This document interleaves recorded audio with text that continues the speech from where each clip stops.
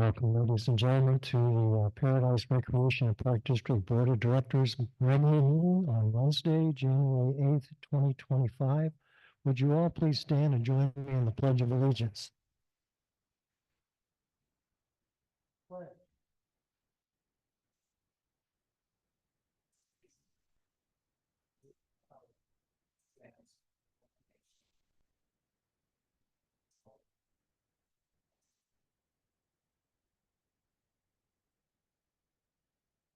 Thank you, everyone. Madam Clerk, would you please call the roll? Here. Here. Here. Here. Present. Thank you, Madam Clerk. Next item on tonight's agenda is the welcoming of guests. Do we have any guests here tonight? I see staff, and I think I see an individual that I do recognize, but welcome as a guest. I understand you're going to give us a presentation subsequent to our welcoming everyone. Is there anyone online, staff, that we need to be aware of and acknowledge? No, Director. Okay, thank you. Well, we'll move on to item 1.4, special presentations. Excuse me. That's for me as the chair. I beg your pardon. But before we do, I need to share something, and this is sad news, unfortunately, but one of our longstanding members of this board for Paradise Recreation and Park District, who I had the pleasure of serving with many years ago, and put in a lot of time and effort, not only with us board, but also to the citizens of the district. In fact, and this is Mr. Mark Rosso. He passed away last month, unfortunately. Mark was quite the gentleman, quite the doer and giver. I don't know if any of you are familiar with this, but if you've ever been to the upper part of Billy Park, there is a playground there, and that playground is thanks to Mr. Grosso and his family, and we dedicated that to him because on his dime he provided that to our district, along with other things that he's done, including the establishment of a financing mechanism that provides annual contributions of monies for the district to put out scholarships for needy families that want their children to have exposure to our programs and so forth. So please bear with me. Give us 2 minutes of silence on behalf of Mark and his wife Harriet and their family.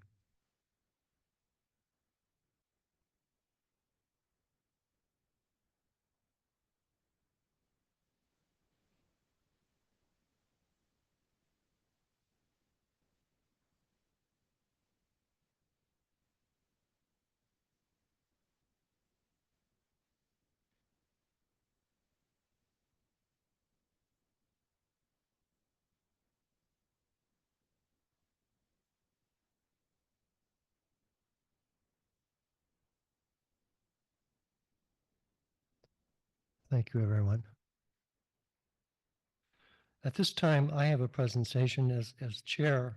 I'd like to share a message as we shift into a new year, 2025. And first and foremost, it's obvious it's a new year, but I'd like to point out that this year, 2025, I think our district is going to be exposed to a whole gamut of opportunities for further enhancement and connection with our communities that we serve throughout the district. And that further acknowledges the fact that our district's ongoing commitment is to foster recreation, well-being, and community engagement at all times.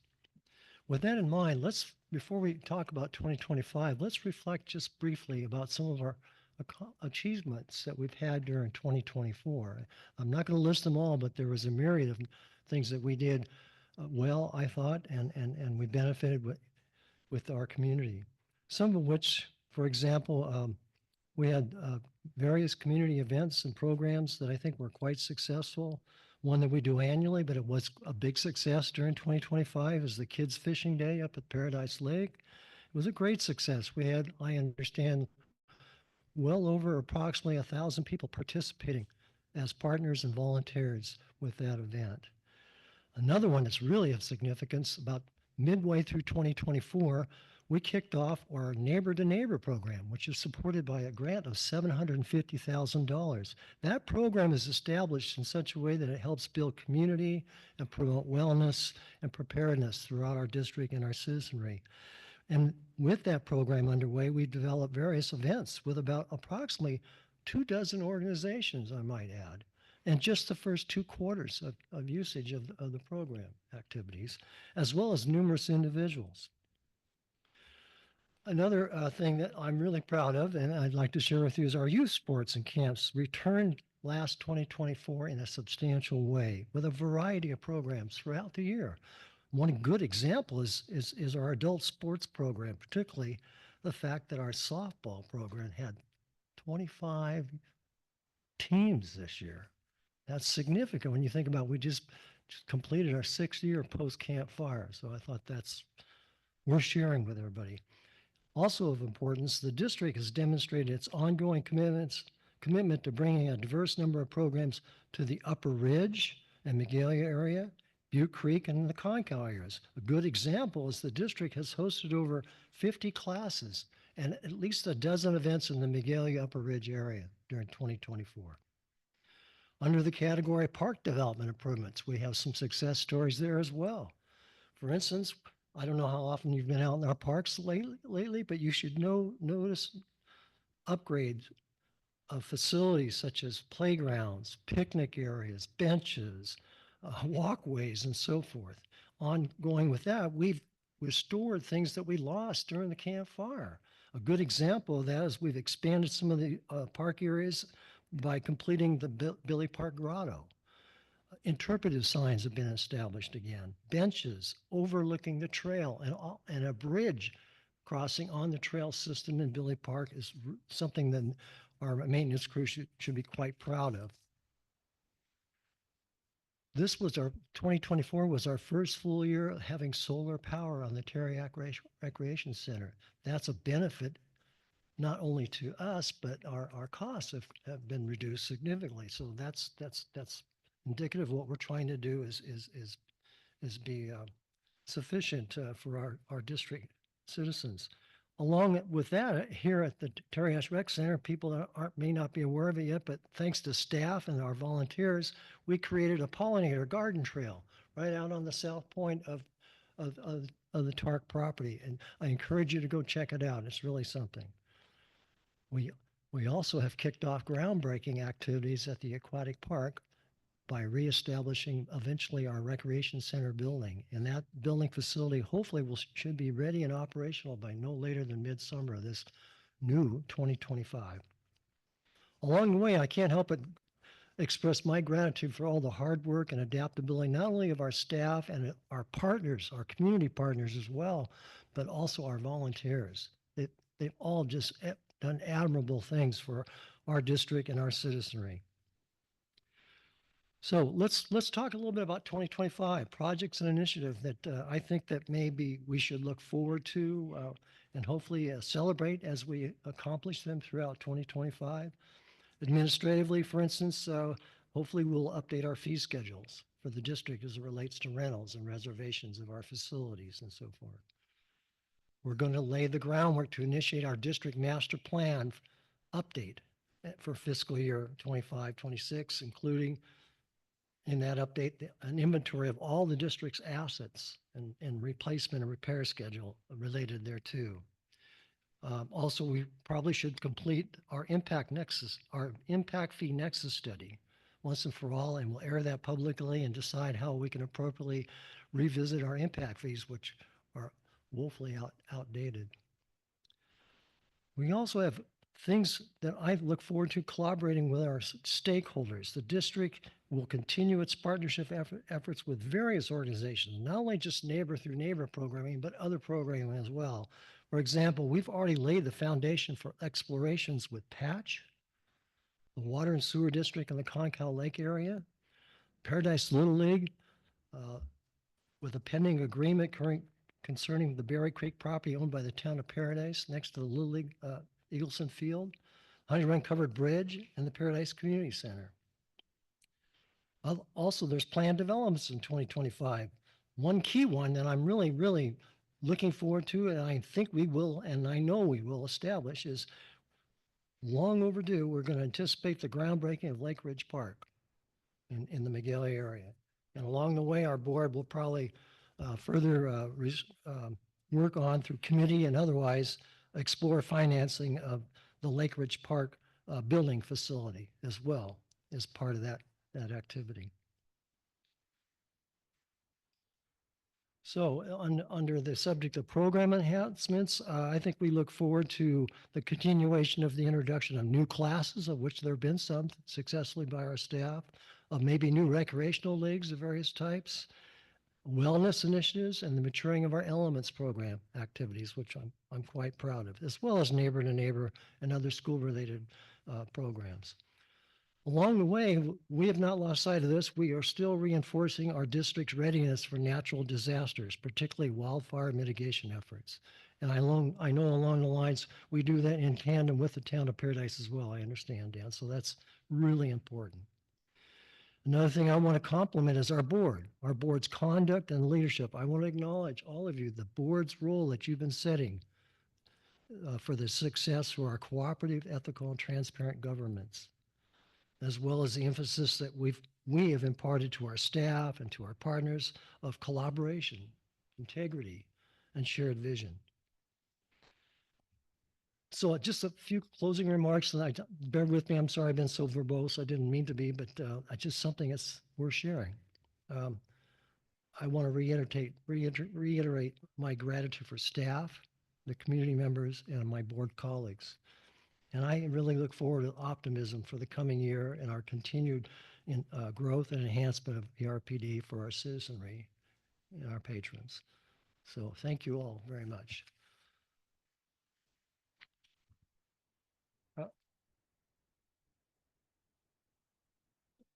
So Madam Clerk, we're now on to public comment. Do we have anyone in the audience who wishes to make a public comment that's a non-agenda related commentary?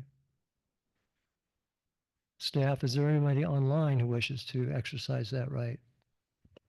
No, Director. Okay, well, then we'll proceed on to the next item on the agenda, which is consent agenda, of which there are, I believe, 5 consent items. Is there any need for pulling any of these consent agenda items off consent agenda?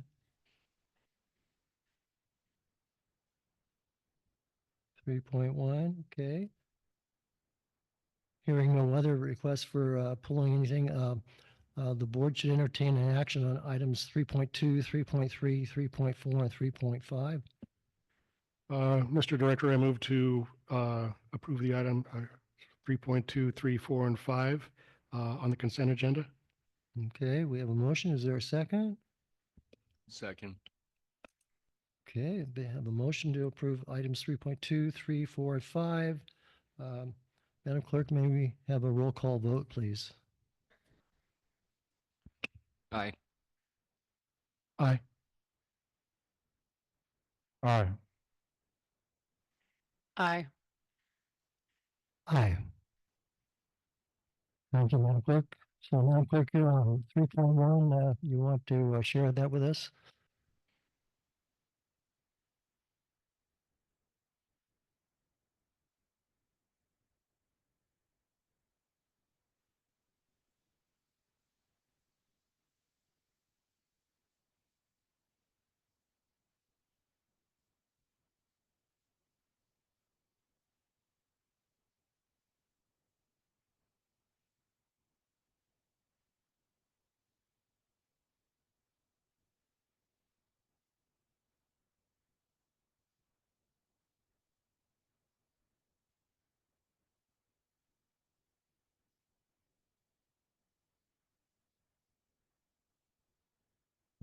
On the very last page, you put January, 1st instead of 8th. Okay.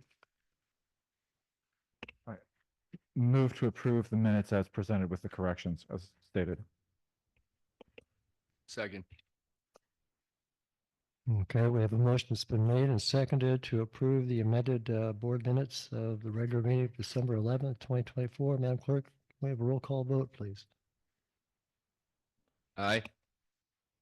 Aye. Aye. Aye. Aye. Okay, that brings us now to item 4 on tonight's agenda, old business, Paradise Arts and Cultural Hub, better known as Patch. Update, presentation before the board. Welcome. Please introduce yourself, madam. So, let's see. My name is Nicole Ageness. I'm the admin director for Paradise Arts Theater and Culture Hub, also known as Patch. Thanks for taking the time to hear me out today. I am here to tell you about our recently completed needs assessment, which was completed by Web Management, a well-known consulting firm in arts facilities, construction and development. So, with this study, on to the next slide. Yeah, I'll do okay. So with this study, we wanted to answer 3 main questions. How can Patch serve the needs of the individual organizations who are involved? That's the Gold Nugget Museum, Theater on the Ridge, Paradise Arts Center, and Norton Buffalo Hall Foundation. We also wanted to answer how can Patch support the Paradise community? And the last question was what should Patch look like? What should it include? What types of buildings and facilities do we need? The study first looked at some of the broader forces and trends and found that arts and culture orgs strengthen communities. So people are looking for more active and engaging arts and culture activities. Arts and culture organizations are filling the gaps where arts programs in schools are missing, and they're also playing a role in community health. There's lots of information out there about the healing properties of arts and the community building opportunities that it brings. So in response, along the same lines as that, the arts and culture are now recognized as vital parts of community recovery after disaster. So communities like ours benefit from having arts and culture. In response, many arts and culture organizations now aspire to provide a community living room where community members can gather and bond. In general, communities are also building fewer palaces of the arts and veering more towards, on to the next page, veering more towards arts and culture districts. Yeah. So let's go one more. Cool. So yeah, and I put the photo in here of the Smith Center for the Arts in Las Vegas. That's, I think, where this community living room idea comes in. They do have more of a palace feel, but I think that their idea is to invite the community in as a place to hang out and bond there. So the district idea creates a more porous environment where arts and culture organizations can serve as anchors to support retail and restaurants and other commercial development. The study also found that Paradise as a community loves the arts. We attend arts and culture events at a higher rate than other communities.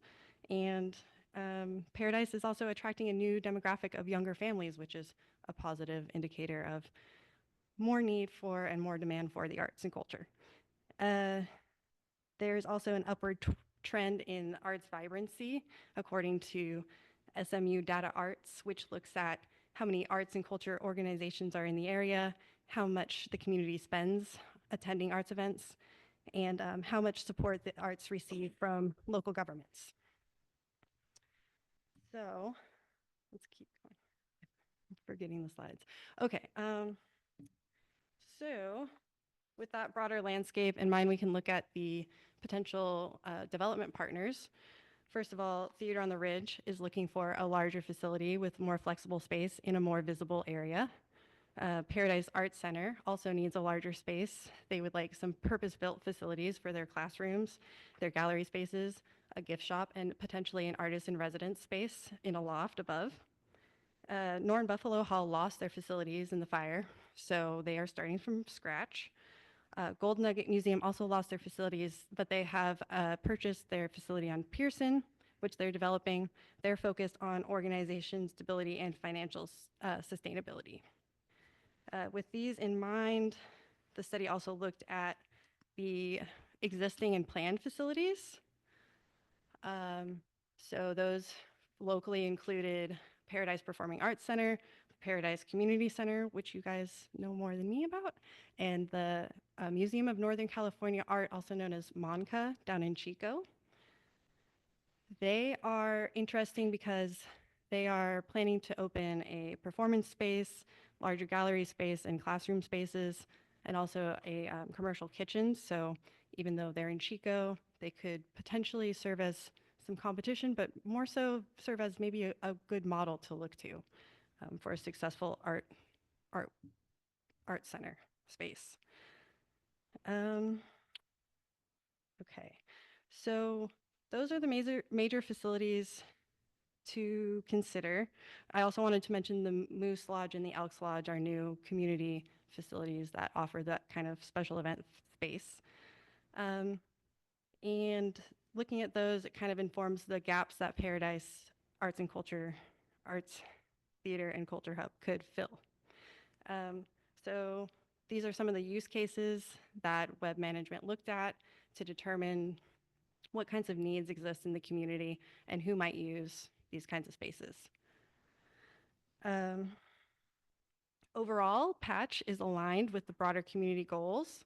The Campfire Regional Economic Impact Analysis by 3 Corps back in 2021 recommended prioritizing rebuilding the damaged infrastructure, supporting workforce and economic development, and supporting placemaking as a strategy for attracting new residents, which Patch aligns with all of those. And then the most recent comprehensive economic development strategy for the region, also put together by 3 Corps, recommends rebuilding Paradise, obviously, and creating vibrant, safe downtown areas, supporting retail businesses, as well as youth programs. You can go to the next slide. Youth programs, wellness programs, and supporting the arts as an economic driver.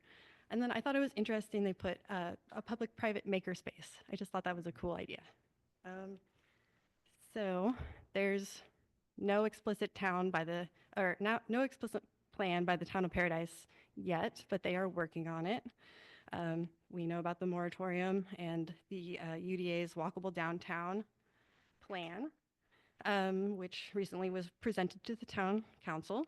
It envisions a commercial district with arts and culture facilities and events as key anchors for development there. And they want to start having arts and culture gatherings as soon as possible to kind of establish that as a gathering space within the town. And I think there's lots of potential for Patch to be involved there. The sewer question, going back, I cheekily crossed out our end date there since from what I'm hearing, we're not sure what's going to happen with that. I think actually this could be an opportunity for Patch to lead the way in maybe some alternatives or thinking about just how to approach that issue. And some of you may know I also work for Regenerating Paradise. We have some ideas of maybe some alternative ways to handle that, the septic question. So in conclusion, the report determined that, again, Paradise and surrounding communities like going to arts and culture events. Theater on the Ridge and Paradise Art Center in particular stand out as very robust organizations with strong demand, and they deserve new spaces. The report concluded that, let's see, the original Patch plan was to work with Gold Nugget Museum to relocate with them downtown, but that seems unrealistic given their current situation. But we do still want to work with Gold Nugget Museum in other ways. And finally, the arts and facilities here are recognized by and a lot of different groups as vital to our recovery. So on to the recommendations. Again, we're going to focus on relocating Theater on the Ridge downtown as a priority, and then working on building new facilities for Paradise Art Center.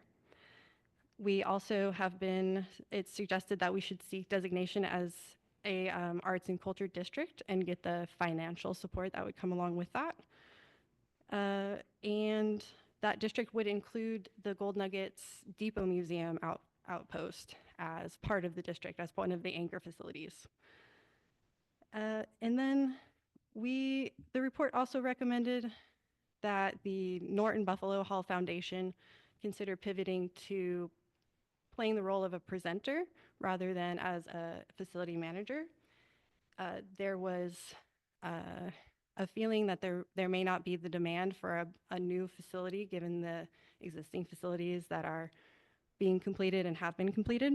So we'll see how the Norton Buffalo Hall Foundation responds to that suggestion.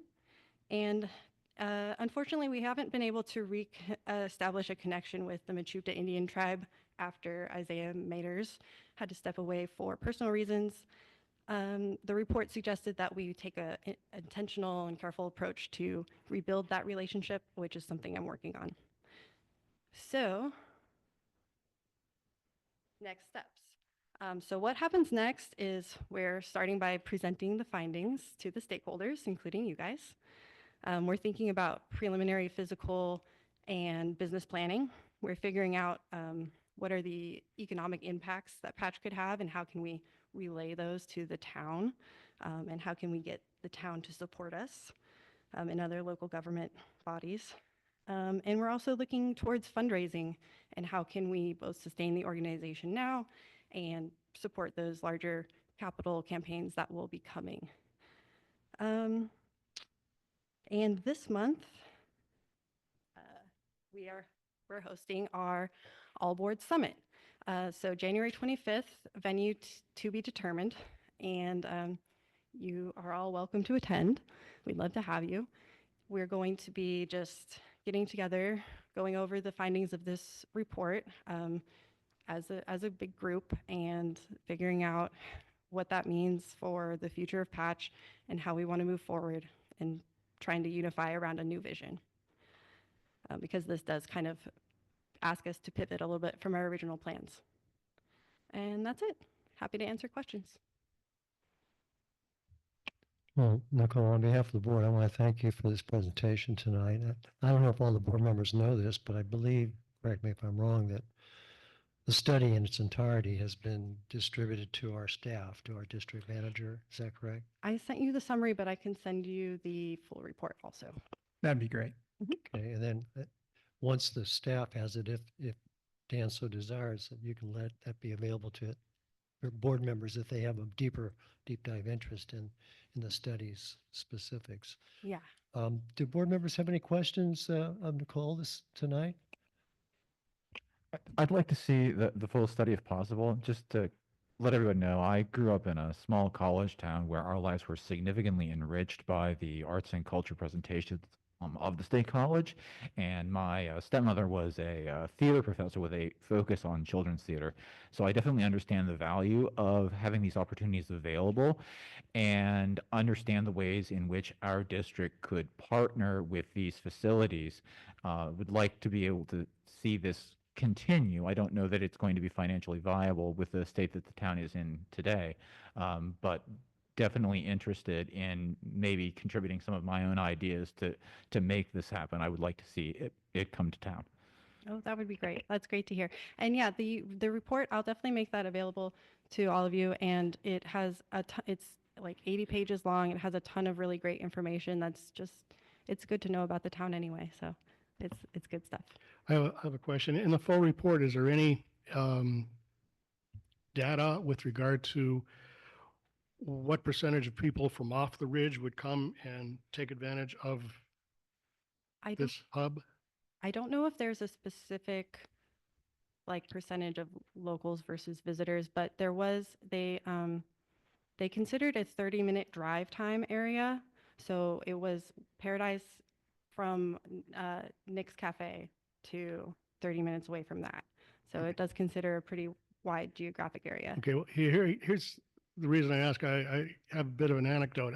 We attended the Hunchback presentation, and I know it's not under the Patch umbrella, but it's still arts and culture. Mhm. And on the drive out, we went down Nunnally to Academy to Pearson, and we were the only people to turn right. Everybody else turned left like they were going back down to Chico. Oh, that's interesting. So maybe some lived in Lower Paradise, but I think we drew a lot of Valley residents with regard to that production. That's good to hear. That's awesome. Mr. Chair, I had a question. Yes. Thanks for the presentation.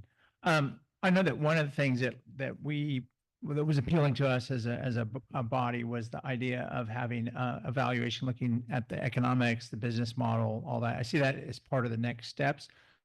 What do you see that looking like? What form will that take? That's a good question. I don't know if we are ready to commit to any more consultants at the moment, but we have been working on things like foot traffic studies, and we have been in touch with the Explore Butte, which I think is a good resource for that kind of information. So I guess the answer is I'm not really sure. Yeah, but we're working on it. Just a couple of things. Nicole, I think all the other board members know this, but this past calendar year, I've been attending most of the patch board meetings, even though as a PRPD representative, I'm not a voting board member on behalf of PRPD.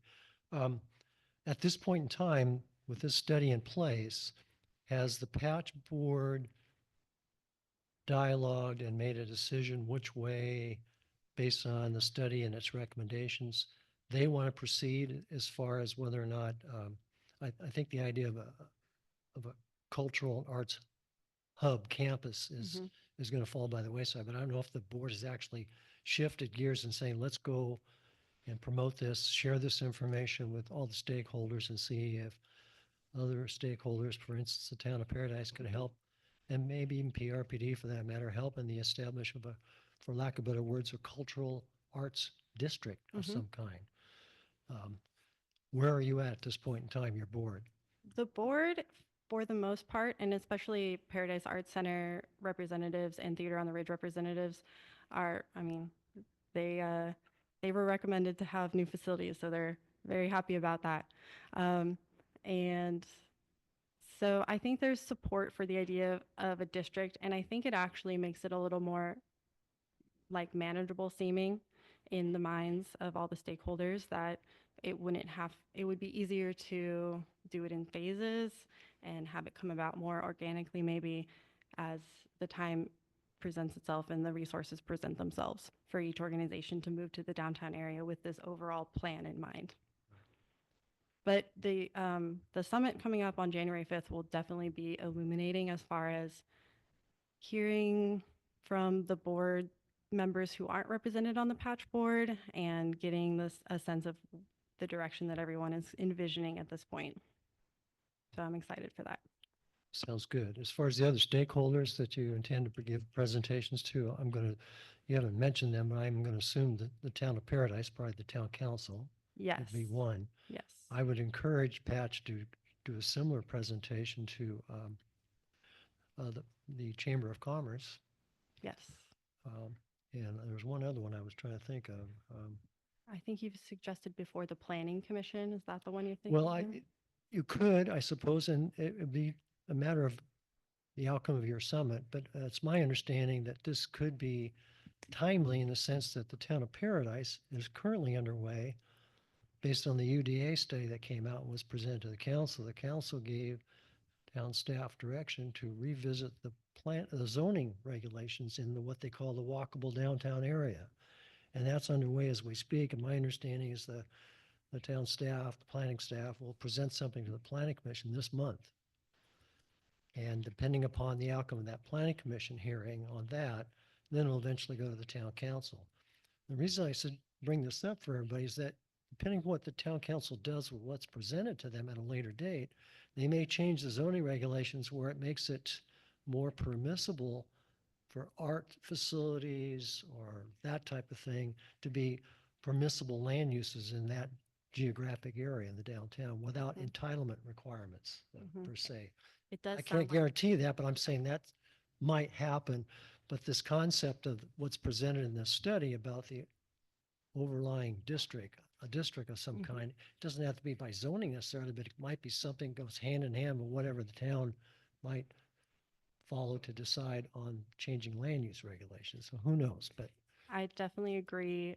Being in step with the UDA recommendations and being in step with any zoning changes that happen would be really important for us. yeah. Yeah. In fact, the UDA study, if I remember correctly, emphasize to the community, the town, to do something about arts and culture and stuff They like do. that. So They do. Yeah. there. I was very happy to hear that. Right. Any other questions from the board? Well, thank you again very much, Nicole. We Yeah. really No problem at appreciate all. that. I'm happy to be here. Thank you so much for listening. And if you have any questions that come up, my email is admin@paradisepatch.org. It's also on the sheet that I handed out. Thank you again. Yep. Thanks a lot. Thank you, Nicole.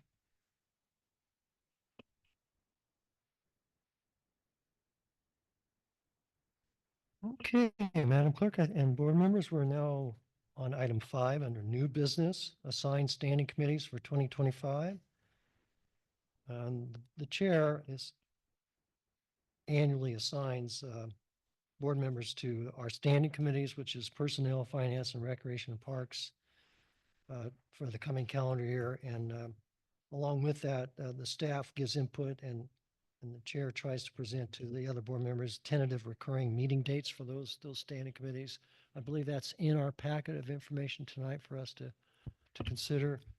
In addition to that, chair assigns board members to serve as monitors, as you will, of various organizations throughout the district. We do that annually, and that's presented in this information as well tonight. And so, well, I guess we could start this. Dan, do you want to Yeah. present this, and then we can go from there? I have a couple of changes that I want to share with you once we get to the appropriate locations in the material, because when this was first posted online, you can't make changes until we actually have the meeting. And so like just some minor things as far as assignments are concerned. Yeah, I could just point out a couple things. This is intended for this meeting to be a draft.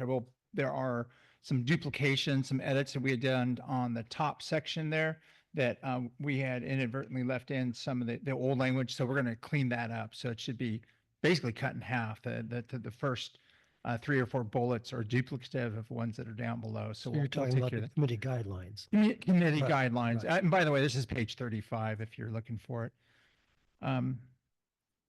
Yeah, I think we have it laid out here with the assignments. One practice that I think has been pretty good is to retain at least one member that was from the previous year. And typically to bump up the member into a chair position and then do any sort of shuffling or changes as we go there. So that's laid out here. Mr. Chair, I would suggest maybe going through some of the changes that you had or Yes, entertaining conversations with board Well, members on the assignments. Well, as you just pointed out, and to my fellow board members, the standing committee assignments, I'd like you to concur with that. That's what I'm suggesting is a carryover of prior members of the board. We've done this historically, become chair this coming year, and then have other members of the board be a member of that standing committee as assigned by the chair. When we get to the community liaison assignments, I have a couple of minor changes I'd like to point out to you that weren't originally caught when this was posted online. But the assigned board member for Paradise Irrigation District, I want that to be Roderick and Stonebreaker. So we'd have 2 board members assigned for PID. For Patch, I'd like, even though that shows McGran and then Bellafay should be emphasized as an alternate. Hopefully that's okay with you, Mary, because that's our current status in a carryover. And then on the next page, which is agenda page 37, the organization called Paradise Unified School District Board of Trustees, that shows Roderick and McGrean. That's not what I originally assigned. I'd like it to be McGrean and Stonebreaker. And if you look at the overall assignment and everything, you've got plenty to do, folks. So I hope you're okay with that. If you are, Just, how about the times of the standing committee meetings? Is that a problem for anybody's individual schedules that you're assigned to? No, that time is very good for me. Good. For Why not? finance, okay. You're okay with that too, Steve? Third Thursday of the month? And then Park and Rec, Robert, that's not been a problem for you, has it? Okay, and then Mary, personnel, is that typical for you, third Tuesday of the month? And you too, Steve? Well, then with all that in mind, I humbly request that you concur with these assignments as presented by your chair. Mr. Chair, I was just going to add one other thing on the committee liaison assignments. Those are not formal appointments. We Right. kind of ebb and flow with who gets assigned. So if there are particular bodies that we want to add to that, this is just, it gives us a location to make sure that we don't have 4 members show up at a meeting. And so that the one person is kind of monitoring what may be pertinent to the district. So there might be some other things that are added on here. So just kind of keep that in mind as if there's things over time that we want to add. So for example, I know one thing that was added was the Butte County Forest Advisory Council, which I think, Right. Mr. Stonebreaker, you attend on a regular basis. So that was added. That was something that I've been monitoring a little bit, but it's great to have another person that is No, following that. That's an excellent approach. If there's anything else, let us know. Well, I Let am the kind chair of know. curious, is there any need for someone to monitor the Paradise Homeowners Association? They meet monthly. Do you mean the Paradise Pines? Yeah. Yeah. Whether there is or not, I'm always at those meetings. So I'd be happy to be officially named. That there are times when I'm there that if I was able to speak, I have not had this opportunity previously, but to speak as a representative of the district as well as a property owner, I'd be glad. And also I can bring back to the district anything that is presented there that would be relevant regarding recreation. I would suggest this, and I think there's other organizations that fit in that category that we may not have a district interest on each meeting, but there may be an item that comes up. Right. And so I'd put that in that category that Right. we don't have to necessarily observe it here, but if there's something of interest, please bring it back and mention that at board comment. That's why I brought it up. Yeah, thank you. So, And probably just a good reminder for everybody, when you do attend these meetings, when you address whatever body, you are speaking as one member of the board and not the board. Correct. Or not even as a board member. It says Paradise Citizens Alliance and it has my name, and I have resigned from that committee, so I don't attend any of those meetings regularly anymore. And I know there are only 3 meetings a year, but oh, that's right. I didn't realize you formally resigned. So Yeah. we can't carry you over on that. yeah. So And I think there's only 3 meetings a year, maybe 4 at the 3 most. is the most. Yeah. I know that staff have been participating in that on They do. each of those meetings. Right. I know They do. Director McGrean has been there on a regular basis if you want to be assigned to that. Yeah, just Mr. put me Chair. on staff Okay. if you would. To satisfy curiosity, strategic park planning buffer project. Have we ever had a meeting? We're going to have some laid Okay. out here. So that it's coming up and we'll pull you in on it. Glad I So, haven't missed yes. anything. No, that we wanted to retain that. At first, when I saw that on there, I thought it was referring to something else. But we'll definitely have that invitations coming forth. A couple meetings coming up early this year. Okay. Based on that discussion and so forth, I'll ask again, what's the pleasure of the board? Do you concur with Concur. the, Concur. Would like to acknowledge the honor of the CARPD treasurer appointing me in his place to the finance committee and accept that assignment. I do have one question about this recommendation. It does have agenda order. And on the number 3, it says maintain the agenda order revision. So that's the revision that we made where we moved we rearranged it already and now we're just keeping that same arrangement we currently have. I think it's worthwhile for us to restate it. So if you look at our bylaws, it has a set order. Right. I think it's been 2 or 3 years that we adopted the new order, which I think works pretty well. Although there might be some things that, I slide back and forth on where the committee reports should go. But, I think that it has worked a lot more efficiently than what the order was in our original Right, bylaws. right. So I we agree. just want to restate it. Okay, I just wanted to make sure that's what we were talking about. Correct. there. Thank you. Thanks for pointing that out, Mary. So I guess we need an action from the board on that as well, right? So we just concur in the current format of the, Concur. Also concur. thank you, everyone. I think that concludes item 5.1, new business. Item 5.2, submission of fiscal year 2024-25 budget calendar information. Staff, I think you provided us a one-page sheet on that. I have it. Everybody has a copy of it. Any problems with that timeline as presented? I just had a correction to make. This is on page 38, by the way, I believe. Under, just to clarify, and I think Sarah has a revision that she can hand out, but under February 14th, it states supervisors draft budgets due to district manager, and then March 5th, it says supervisors draft budgets to manager. That should have inserted supervisors rough draft or draft, and then the March 5th is supervisors final draft budgets to manager. So just the insertion of the word final before draft for March 5th. Those are kind of internal deadlines and laid out in our bylaws, but they're not items that affect the board per se, but I thought it'd be worthwhile to point out that error.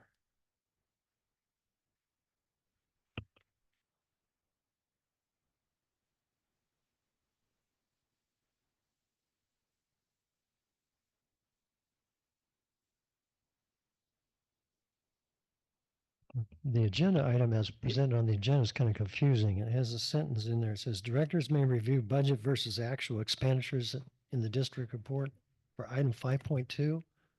That's no bearing on 5.2. I think that's a typo from our clerk and no, Yeah, let me, what we intended on that, it was to do a quick review of our budget expenditures for the year. So kind of a mini half year. We have that presented every month in the district report. So the budget versus actual is, and Catherine, I don't know if you remember. Yeah, but it should not be in 5.2 is what I'm saying. Right now we're on the budget calendar, but the agenda shows these two things together. I don't understand. Here's for efficiency purposes. We had stated that if you want to look at that item, because we have opportunity here to review some of that with underneath this item to look at that budget. In the district report. It's in the district report, but Right. we can discuss it here because it's related to the budget. We just didn't want to duplicate that. Oh, Because every month we have budget versus actuals. So we didn't want to have it under 5.2 budget versus actuals and then district report budget versus actuals. So it's just referenced there. We can do I think it makes sense to talk about it here. That was the intent on having that. Unless there's any comments or questions on the calendar. Catherine will walk through. all right, so let's go to page 53 then. I'm sure there's some questions coming from some board members. Check it out. Hello. Hello. So there's going to be probably a more detailed explanation of things in February, as according to our calendar. That's when it's supposed to be talked about. But Dan wanted me to do just a quick run through of where we stand as of right now, since it is December's report. You'll notice tax revenue is still low, but that's because we get a payment in December and I don't usually get notified about it until January. January 10th is when their reports come out. So I will, January 10th, be putting more tax revenue in. Don't know what it's going to be as of right now, but it'll be there in the January report. Impact fee revenue is low, but that's something that we can't handle that. It's whatever people are coming in to pay impact fees. we expected a little more than we're actually getting. So that's why it's under the 50% mark right now. So just out of curiosity, is that related to the fact that building has slowed way down? Hmm. Yeah. If they can't finalize their building permits until they pay their impact fees. Right. So if people aren't coming in, that's telling us that building has slowed Yeah. down and they're Well, not. it has, so, Yeah. okay. One thing I was going to ask too, Catherine, on that is, I think in the past we've seen this kind of like that. There's a July, people are underway with their billing. Then there's typically it's not a per month thing. There usually is a boom at the beginning of the year where people made some decisions or they got financing, that type of thing. So unlike some of the other areas where we get through 50% of the year and you would expect roughly 50%, there may be some uptick, but it's certainly, I think everyone would predict it's going to be lower than Yeah. what observations are. Do you think that trend is I do accurate? agree with that trend. Most people around wintertime are starting to deal with holidays and trying to save money. So it does tend to slow down in the winter. Also in the new year, they're recovering from the holidays. And so it's not as heavy a flow of impact fees being paid. Towards the spring, people are like, oh, the weather's getting better. We really need to start the building again. We should probably look into impact fees. So it does start going up in spring, definitely peaks in the summertime, and then starts slowing down again in the fall and like almost nothing in the winter. That's what I've noticed throughout the years. You'll notice that interest income is above the 50% mark, so that's really good. Grant revenue, well, that one's the fun one. It's never what we hope it will be. But we are expecting many payouts. We just got a payout from the Neighbor to Neighbor grant. So that one came in and it was a good size one as well. So it's just, the slowness of the grant return on what we provide them. Well, correct me if I'm wrong, but this is the lowest percentage at halfway through the fiscal year that I've ever seen on this line item. Yes, however, if you will if you will remember our end of year for the last fiscal year, we only got about 300,000 in grant I revenue. know, that's why So I think, we're doing pretty good for so far. If we're only halfway through and we've got 264,000. well, it just compared to reminds me of last how year. overly optimistic we are when we craft the budget. And here's the difficulty with that, because we're going to be overly optimistic. And then at the end of it, we're going to be underly optimistic because we tend to match this with our expenses. And so right now we're in a mode where all of these are being expended. We're developing projects. Some of these move fast, some of them don't. And then we're going to get caught up. We're going to have a point where there's going to be grant income seemingly coming in, but it's really to pay off past expenses. If you look at, I think to Catherine's point on last year, I think it was 340 something K on the grant income for the total year. If you look at this right now and double it, because we're halfway through the year, we'll be well ahead of that. But we expect this to increase in how much return we're getting back on grants. I think it might be, indicative of a more accurate depiction if we just, at least in our heads or on our personal brain calculator, eliminate the grant income from the entire income category and put it somewhere separate. So this is actually something that showed up as a recommendation, I think, last year with our finance committee. And I think our staff is thinks of it this way too. I think we're going to develop kind of a baseline number for us, because there's a couple of numbers in here that have no bearing on operations, right? Impact fees do not have a bearing on operations. They help us long-term to build things, but it should not be really considered part of our operating funds because they're just not accessible for us. And so that could look like it's seemingly inflated. But I think the ones that are kind of our operating income, our tax revenue, program income, concessions is always a small amount. Donations potentially is part of that. And then, the other ones are I would say more speculative on how they go in. And you know, maybe some part of that interest income, for example, but other revenue has always been wildly variable. And that's where our insurance proceeds come back in. So if we get paid off, for example, Aquatic Rec Center, that's going to be $1 million. It's suddenly going to show up in our budget. Seemingly looks like it's a windfall when in reality it's just pain. It's already spent. It's already spent. Exactly. So I think to your point, Director Roderick, that's something that I think we'll probably incorporate into just separating out some of that math in our narrative.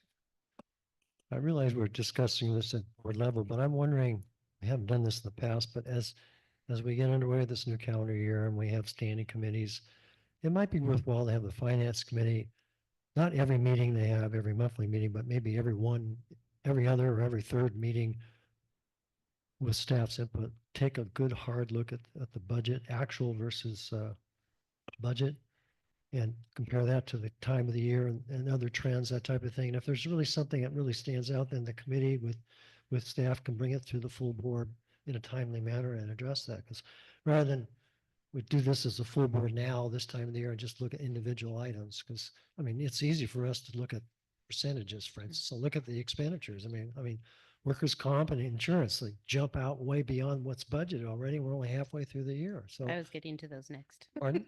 I was going to get to those. Don't you next. work? 'Cause I got a feeling there's a story behind it. But anyway, this is a suggestion. I don't know how the rest of the board feels, but it's appropriate for the finance committee maybe to do a deeper dive on this occasionally with staff's help and report accordingly. I don't know. I concur. I also had doubts about the way that grant income was being projected when I was standing over there on the podium.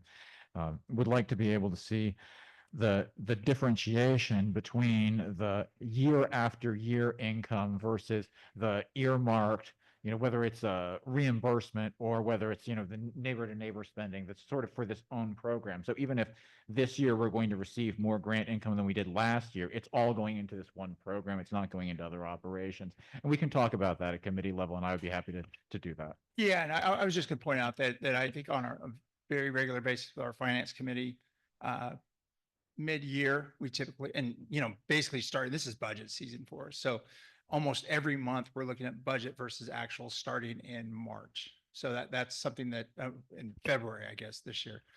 So that's something that is going to be part of the regular routine. It won't be called out as we're looking at budget versus actual. We're looking at the budget. So right. I think that opportunity arises there, and certainly diving in deeper into some of the assumptions are worthwhile. And I think there's challenges with kind of depicting it accurately over a 5-year period. Our average here is probably pretty accurate, but year to year, it's not going to be. Quick question. Would this report be available in Excel or is it some other? It's a QuickBooks report, but I can convert it into Excel. You know, I would request, and maybe Mr. Stonebreaker would agree that if the finance committee could get this sent Excel, maybe at least, you know, once a quarter. Okay. Then we could take time to individually, you know, tweak categories and get more of a realistic idea of actual revenue versus actual expenses, and not the extraneous things that throw it out off course. Okay. If Dan's in accordance to that, I can do Okay. that. Yeah, that's not a problem. I'd be happy to dive into those spreadsheets. And also, if there are seasonal trends with some of these fields, it would be nice to see year over year rather than year to date. That with the Paradise Pines POA, for example, they have expenses that are related to the pool that are only for a certain portion of the fiscal year. So there's another portion of the fiscal year where they're totally away from their percentage of budget. But it all comes out in the end. If you look at it as year over year versus year to date, you get a much more accurate understanding. One thing I was going to point out too that we've done at Finance Committee, not that often, but that the export of this into Excel just gives you, it's flat. It gives you the values.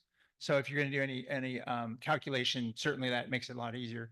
We can also dive into QuickBooks and dive into and we've done this at the Finance Committee before. Click on it, you dive into what are some of the numbers behind it, what are the principal expenses on this item and so forth. So that's possible. We have to have some prep for that to make sure we can do it, you know, at in here or whatever meeting room we have in. Catherine, why don't you explain the insurance items? Because I Okay. think that is was on your list to discuss. Yes. So workers' comp expense, we are currently at 92%, and unfortunately, we do have at least one more payment to make because these are billed quarterly. So we didn't expect our workers' comp to be as high as it is, and that's why there's that shortage in the budget, is that we didn't expect it to get this high. So yes, we are going to go over budget on the workers' comp because of the one more payment. And as far as the liability insurance, we are done for the year or for the fiscal year. That is a 2 payments for the fiscal year, and we paid the second payment in December. So we don't have another one of those. So it being as high as it is perfectly fine. We're not going to go over budget. We are staying at that dollar amount right now. The other thing I wanted to mention was the rent facility use fees. That one is currently slightly over 50%. It's at 61% right now. And that is because we are not only paying the lease for TARC, we are also paying rent for a additional office, but we are charging that to our insurance because of loss of facility for the aquatic building. We could have been using that as a facility to house some staff members. So since we didn't have that, that's why we're renting the spaces to house some staff for work. So that one, they raised their rates for the year.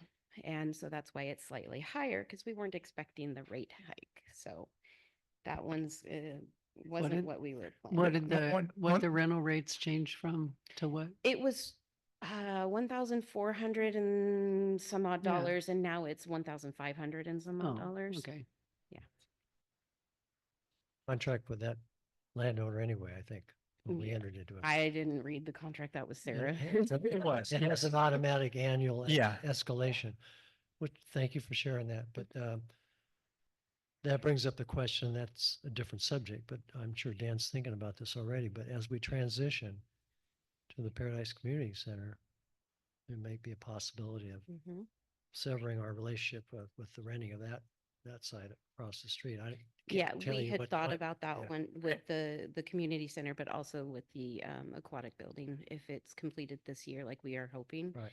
we were hoping to house some staff there too. Okay. And yeah, I was going to point out that it's one of those items that right now it's an expense. So it's a large expense, but it's going to show up at some point under other. So it could be, some time from now when we get reimbursed for it. So it will, and probably likely in the next fiscal year budget. So it'll be it's a perfect example of an expense this year, but it's being reimbursed, 6 months from now. Mhm. And speaking of freeing up office space, this is pertains because Mark's here right now. What's the status of the shop? We have oh no, he meant he's stationed here as an office. Yeah. I got you, Director Roderick. I caught that. We have an example or an RFP that's under review right now for design for it. So we're working on that right now with one of our consultants to button that up. I think it's going to go out to our short list for bids. There's probably one engineering firm in particular that will probably want to work with on it. And then that would come back to the board for approval, hopefully in March.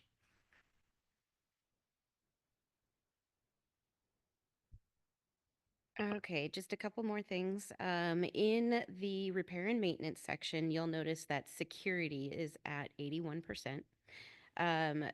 That is just mainly what goes into that is anytime we, well, the AccuAlarm bill is in that, but also anytime we upgrade any of our gate big locks, that kind of a thing, any security measures that we have. So we've been trying to amp up more security around our parks and trying to get better.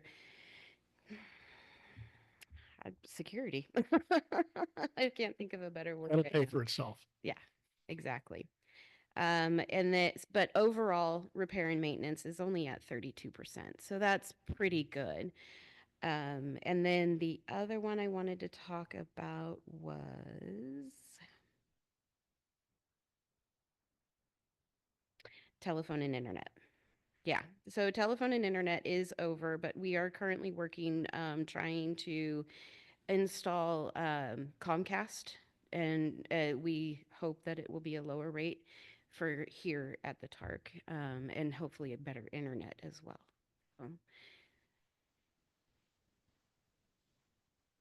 But yeah, any questions about anything else? If you bring this back in February at the February meeting, could you add like last year's to see where we were in The existing January of last year? Oh, January of last year? Because you're gonna go through July through December or July Mhm. through January in whatever you're gonna do in February. Can we see it for 2020 Sure. for a year ago too and just kind of compare? That'd be great. Thank you.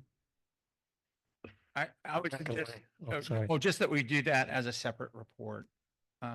Yeah. So that- just to have yeah, that, not Yeah. clutter up this. Yeah. This may not be related, but you don't want to hear this question, but where are we at with the audit? We are currently still in progress with 22-23. They have requested more information from me, and I am trying to get that information together for them. But it's been with the holiday break and everything like that. I haven't had much time to work on it, Right. but I am working on it. Okay. Okay. Thank you. Thank you, Catherine.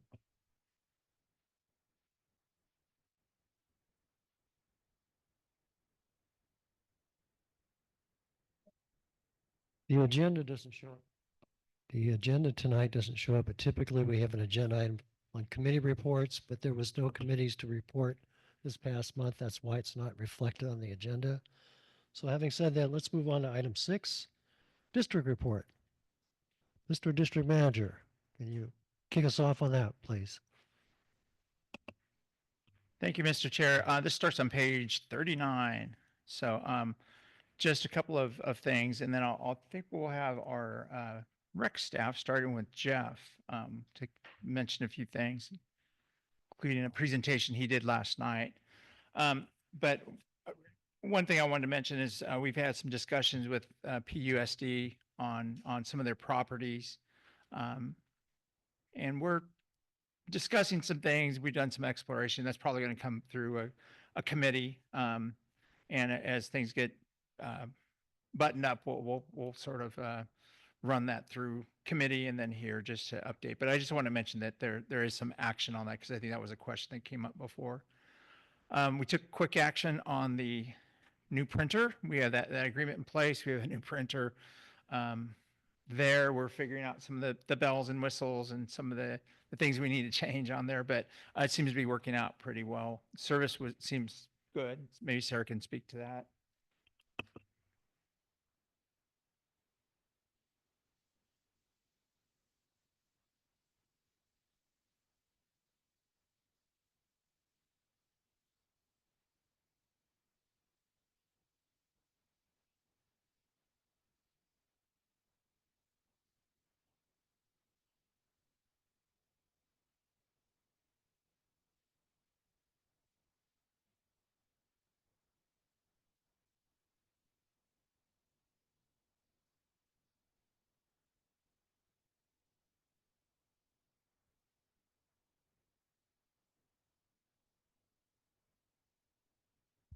Does it print in color?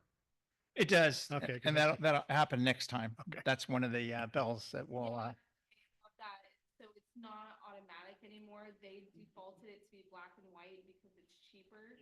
So they're trying to save us money, and I didn't want to just reprint colored ones because I felt bad. Please agree. color is coming though, if you want those. I mean, Yeah. I'm fine printing black and white. I was, yeah, if you guys. But it does print in color and it prints very well. So that's one of the features that I think is pretty nice is if we have a document that's sensitive, the person that's printing it can punch in a code. So it's not sitting out for other eyes to see. Oh, another one, yeah, when I was printing the packets, Mark needed to print something, and you can just go to the jobs, and he could click his job and make it print, like it'll stop mine and print his real quick, and then just automatically goes back to printing my stuff. It's really cool. You're going to have to show me that one. Nope. Locked in now. We got a little bit of update on the community grant. We're not holding our breath on that. This is for the building up in Magalia. And they very competitive process. You see the numbers in the report there. They've shifted their announcement from early in 2025 to middle of 2025. Like I said, I think we are on the bottom here. We're proceeding as if this funding isn't available, and we're going to proceed looking at some of the finance options. We've started some of that at the finance committee and with the board, and we'll be pursuing that here in the near future. One of the things that that funding allows, if we move forward with the smaller footprint, if any funding comes in the future, we could probably retool. So we wouldn't have to refuse it. Nexus study, Mr. Chair had mentioned some of that, but I had right at the beginning of December, met with Blair Oss to discuss some of the data needs that he needs. That's going to be coming back to finance here shortly. And I think that like there are a number of things that lessons learned, I think, from other districts that waited an exceedingly long time for them to update their fees. And that's something that we're going to want to look at, make sure that we either look at phasing or making sure that the math is good for us on any sort of changes on that. Yeah. And I think that the overall approach is the same. As members may know, that the last round, the board accepted a lower rate than what was recommended, which I think is probably to the detriment of the district. But we'll see how the numbers look in the right way to implement it. Another item coming up, would that be the rental fees? Going to work with Assistant District Manager Sweeney on that and others folks. We are going to provide a new update on our strategic plan. So sometime next few months, we'll go through our list. It was just adopted not that long ago, but we want to get in the habit of looking at it kind of year end on a calendar year basis. And I think that helps us look at future budget and just see where we're at. So we're going to bring that back to the board here next couple of months. Little comment here on just some of the remote access and kind of our adoption of some practices here coming up. Finance reports, let's shift over to recreation and I'll go through some of the other stuff. Mr. Daly, you want to share some great news? Hello. Yeah, even though it was a shortened December with the office being closed between Christmas and New Year's, we still had a busy beginning of the month. Back on December 7th, I'm just looking at the report here. We had our craft fair, our holiday craft fair with 12 vendors that showed up, plus 2 food vendors, 12 craft vendors and 2 food vendors. The Tiny Tot Singers were here and they sang Christmas carols with 29 children. I think we have a photo of that. 29 children singing to a large crowd outside. It was a really fun day. Like I said, starting with the craft fair, a lot of the parents from the Tiny Todders, you can see the crowd went in and went through the craft fair. Had a good time. Santa, we coordinated the Santa to arrive on a fire truck, so that happened as well. And then all the children that were here got to meet Santa, get their picture taken. And then directly after that was the tree lighting down here at the gazebo area. We lit up the tree, and then for the folks that stayed around for the night, there was also the truck parade happening that night. So busy day on December 7th. The very next Saturday, it was a very stormy day. We did still have the elk soup shoot. There was probably more Elks volunteers and PRPD staff there than kids, however, because I, it's funny, we did a lot of marketing, almost more than I can remember in the last several years, and still we probably only had 10 or 12 kids show up throughout the day to shoot the free throws, do the contest. So unfortunately, we're kind of knocking around some ideas, maybe changing the date. Maybe it's too close to Christmas to where people are busy, but it was, if you remember, it was a really stormy, windy day. So that obviously held some people back. Just yesterday, we started a new after-school basketball program at Paradise Ridge Elementary School. And this was following up on our flag football program that was new in the fall. So this started up, it's on Tuesdays and Thursdays after school. We had a maximum amount of kids there with 20 kids. We've got 2 leaders running it, and we had a max set for 20, and we already hit that. So that was good. And as Dan mentioned briefly, last night I presented at the fishing game. There's no picture of that. The fishing game, the Butte County Department of Fish and Game. I presented my grant to purchase fish for the Kids Fishing Day at Paradise Lake. It went well. I've gotten that grant in the past, and I'm hoping we get it again. I asked for $6,000. Not only is that fish used to plant the lake for the Kids Fishing Day, but also to kind of sustain the lake throughout the year. We only really get one other allotment of fish from the State Department of Fish and Game in Paradise Lake, and I'm not sure why we only get kind of one allotment of fish in the spring, where other bodies of water like DeSabla seem like they get planted kind of regularly throughout the year. So I don't know if there's anything we can do about that. It's just traditionally what they've done. But fingers crossed that we're going to get money to purchase some fish again this year. And I'll let you know when I hear the results. We already have the grant for this coming spring. This grant last night was for 2026, the spring of 26. So that's what's going on. I can answer any questions. Do you think on the basketball, after school basketball program, did kids get turned away or? Kids didn't get turned away yet. We actually had, I think 18 kids that were paid and registered, and then we've had a couple more come in the meantime today. So we're also kind of combining it with the Boys and Girls Club program. So some of those kids are coming over and playing with us as well. So there's about, I think, 8 of them with one of their leaders helping out. So it's like 28, 30 kids. So it's enough for It's enough. 10-year-olds playing basketball at the same time. I was just wondering if you had like a contingency idea if more kids showed up like next week because their buddy's been playing the last 2 days and they want to come join them. And I know you need staff to do that. We need but- staff, which we might be able to get, but it's also the gym space over there. We're sharing it with Boys and Girls Club on rainy days. On good weather days, we can be outside, but using the multi-purpose room, pretty crowded. I know that talking with JC today that he had really wanted to make sure that we had good recruitment for it. So he was really making the rounds with the students that had participated in the past. So I think that's why we had a pretty good turnout. So And which school did you say this is being at? Paradise Ridge Elementary School. And that's not the old Ponderosa. It is, yeah. Oh, okay. Mhm. Okay, Press so is it's what they on call it. Pence Road. Okay. Okay, thank you. Thank you, Jeff. Scott will make his way up to talk about a few things that are coming up. One thing I was going to mention, we have a number of volunteer program items listed here. And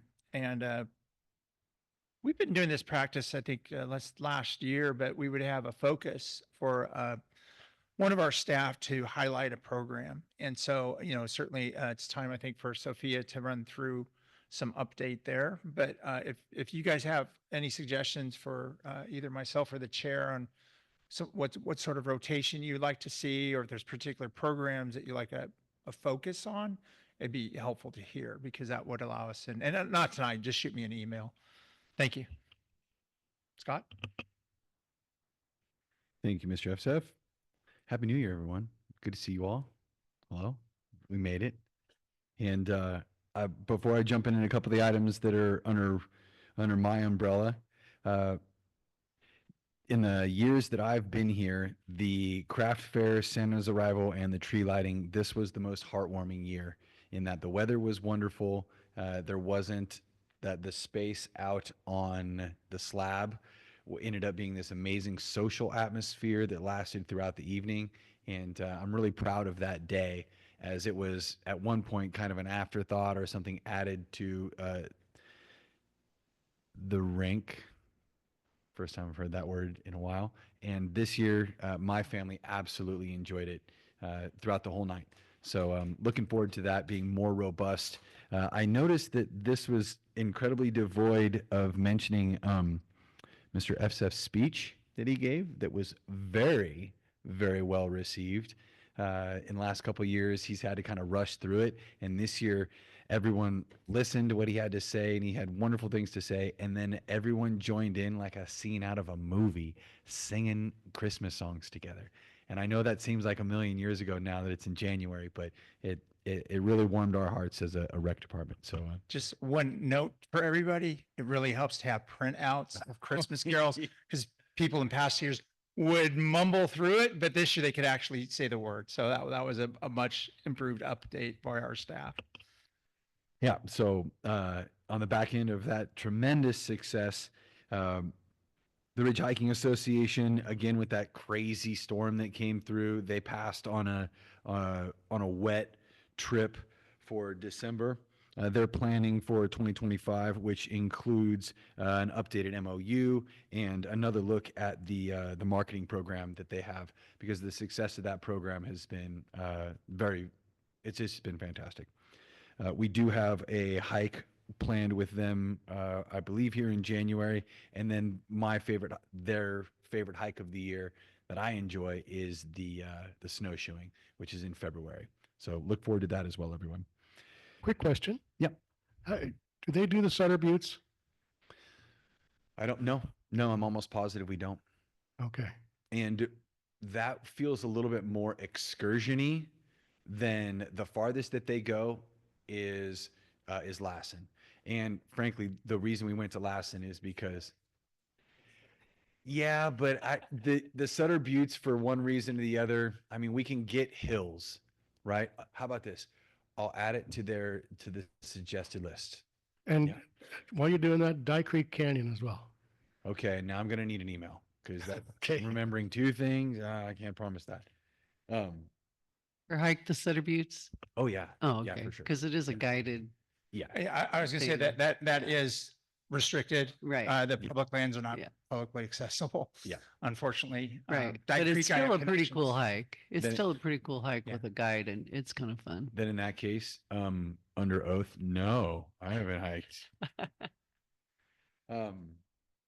So yes, from the outdoors and the hills to a completely different type of recreation, our first esports tournament was hosted. And esports is exactly what you think. There's a bunch of, if you walk in, it looks like everyone's plugged into the matrix, but they're having the time of their life.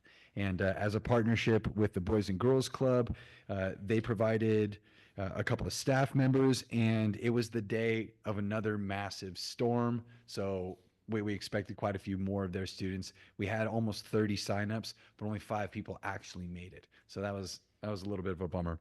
And in general, a quick point, we're taking a look at our marketing processes, in that we're going to continue to find novel ways outside of a simple Facebook post, a multi-fingered approach towards ensuring that these fantastic programs we have are people show up for them. So we've got some best practices we're going to implement, and look forward to those rolling out in the rec eval. That's one of the places that we're going to talk about our marketing strategies for coming years. Outdoor Education for All, that is the umbrella program for elements and healing trauma through nature.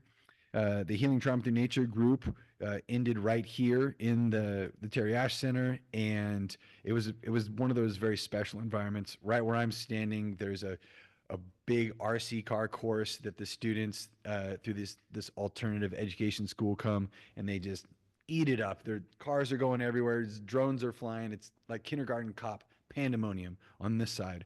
where on the other side, they're playing video games with their friends, which they don't get to do at school. It's very well received. So we wrapped that up for this year, and we're currently scheduling those trips for the spring semester.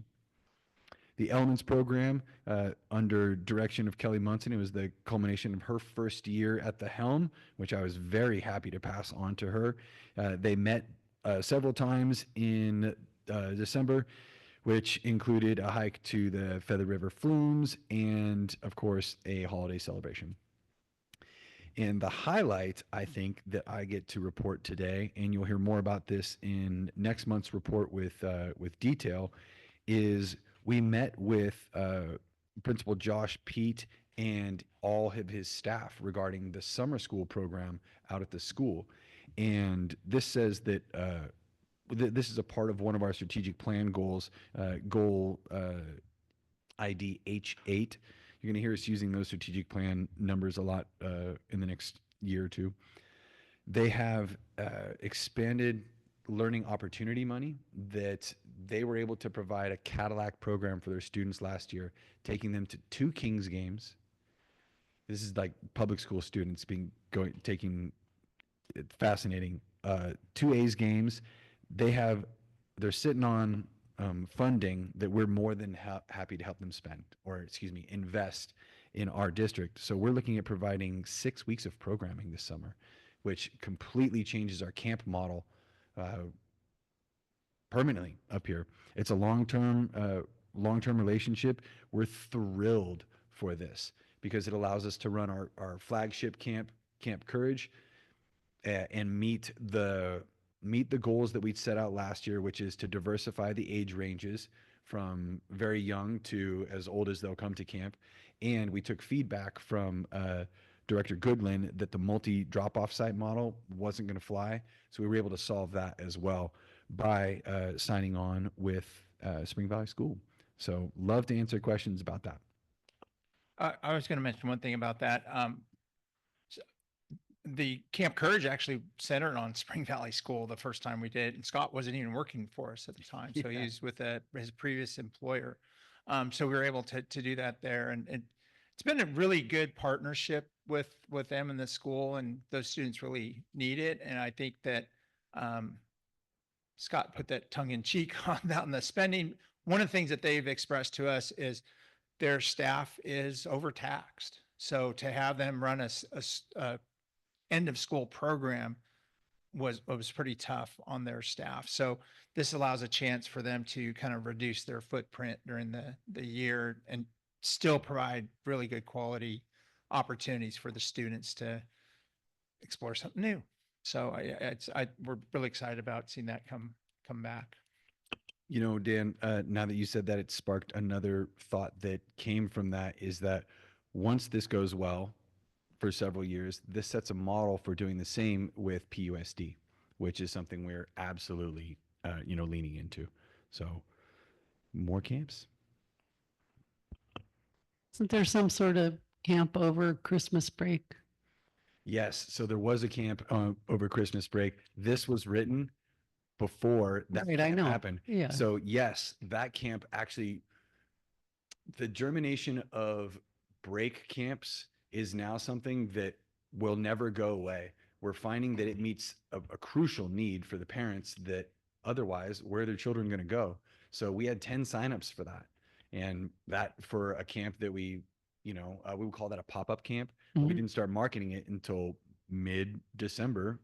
And we would like capacity to be 20. So 50% capacity, camp paid for itself as far as it was concerned. And they had run of the place because it was closed.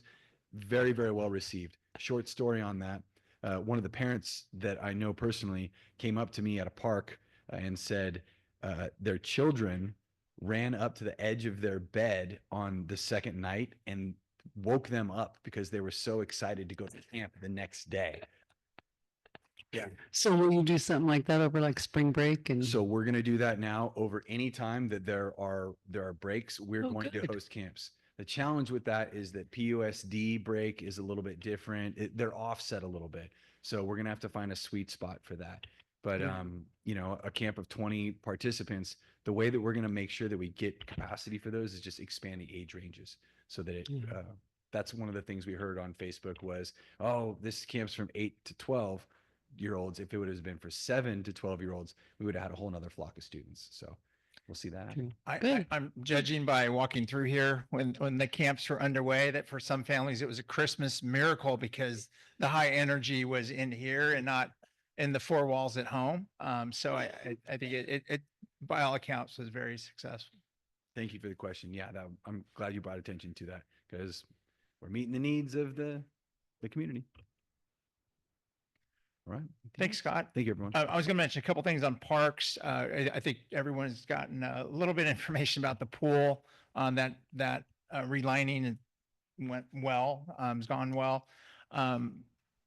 We were pleased with the contractor, and I believe that Golden Feather Unified asked us for that information. They're going to be redoing the Concal pool, so that's hopefully a good water conservation measure for over there, and it looks like they did good work. One of our donated properties, 40 Oaks, we're gonna be rotating in some work on all these properties that come in. So that has a new fencing and security installed on it, and we're working on a connector trail out there. So that'll be available shortly. We've been going measured pace on that because we want to make sure it's ready on the other side of it before the trails punch through.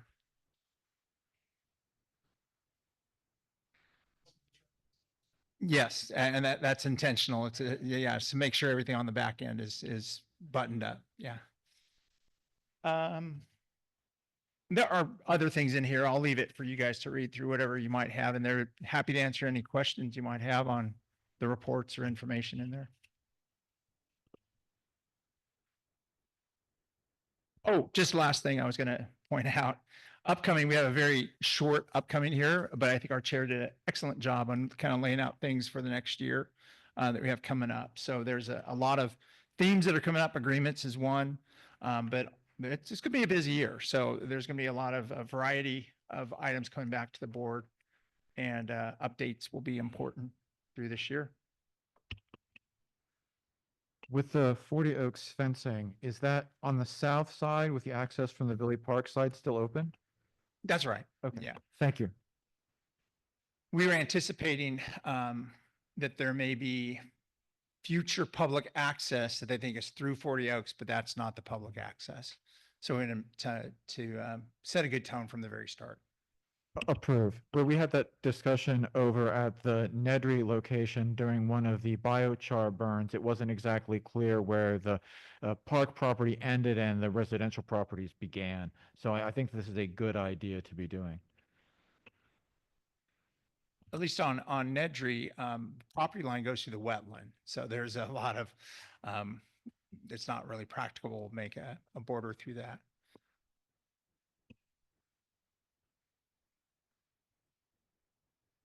Further discussion on the district report? Hearing none, then we'll move on to board comments. We'll start with Board Member Anderson. Any comments to share this evening? No comment. Mr. Stonebreaker.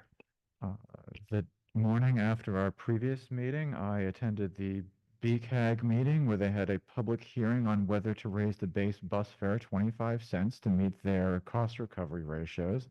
Told them that we would be happy to pay those rather than have service cuts, but there were other ways to meet their fare recovery ratios, and they've chosen to move forward with service cuts regardless. They'll be hearing next month on that. The previous routing study potentially wanted to curtail the bus that's going up into Magalia, which this does affect us as the district because we have the stop right here. The presence of this fixed route stop makes it easy for people to come here for programming, even for employees coming out of the valley. So the district has some interest in the continuation of the fixed route up Skyway. Then I had a nice break from all of my government meetings. I had lots of time. I took a field trip over to see Crane Park and Concow Reservoir, and understand the potential recreation benefits there in the shady green oasis in the devastated landscape. I did notice that Crane Park was a little bit marshy. Also noticed that Moore Road, both the horse arena and the ball fields, are very puddly. Yesterday, I was able to get down to Eagleson and noticed that those fields seem to be not so muddy, and wondered if there's some way, and this is not now, but whether it's a private discussion to have Mark make one of these presentations, some way to make those Moore Road facilities in that lowland available to the users more of the year. I believe that Jeff brought this up in a previous year, that there was interest in using the softball fields during the wet season. Every time they tried to get the fields ready, it would rain again. So if there was some way to like do a study about the drainage, I think that would be a useful expenditure of district resources to try to increase the utility of those facilities. And I did notice the interpretive signs over at Crane Park. I thought those were very useful. So I was with somebody who didn't know what a chestnut tree looked like. And so this says, this is a chestnut tree. We used to have them all over the country, and we still got a couple right here. I do understand that. And the value of having the native names as well. So if that were to come, with the many future parks that the district is building, I do agree that that is a value add that we should continue to pursue. And yesterday I did get to the pool, noticed that there was water in it, and also noticed that there was bright, clear sunlight coming down at about midday. And I do think that the district should at least investigate having solar thermal water heating at that location. I believe I brought this up once before, that we have a leading manufacturer here in Butte County who could at least give us an understanding that even if the location is not ideal for photovoltaic, that we might be able to save on our other PG&E bill by using the beautiful light of the sun. That's all. Board Member Belafé? I had a very quiet month. Went on vacation and then spent the rest of the time sick, so I didn't do much. But no, I'm glad the new year has started. Board Member Roderick? I did keep a New Year's resolution, and just last week I joined the Paradise Arts Center along with my wife, and hopefully this coming February 1st, if they accept some of my work, I'll be part of a photography show. So stay tuned. Okay, my comments are just limited to the following. I attended the patch board meeting on December the 18th via Zoom, and they did not make any what I would call decisive actions per se, because they barely had a quorum at that time of the year. But things are going well with them. And then also on December 19th, I attended via Zoom the CARPD. It was a CARPD special board meeting, and it was called as a special meeting because the board was asked to expand the number of members on its ongoing legislative committee, and we did so. And so we expanded it from 5 board members off our board itself to include citizens of other member districts that belong to CARPID that have interest in legislation. So that's now been expanded to a 9-member board. So I'm looking forward, and I'm on that committee as well as a representative of CARPID. So I'm looking forward to reporting things occasionally as that proceeds throughout the calendar year. And that's pretty much it. And it's good to see everybody, and hopefully everybody's healthy. Mr. Chair, I had a request after the meeting if I could chat with Director Anderson and Director Stonebreaker about setting up a training time. Very good. I think that brings us to a point of adjournment. So we'll declare the meeting adjourned. Thank you, everyone.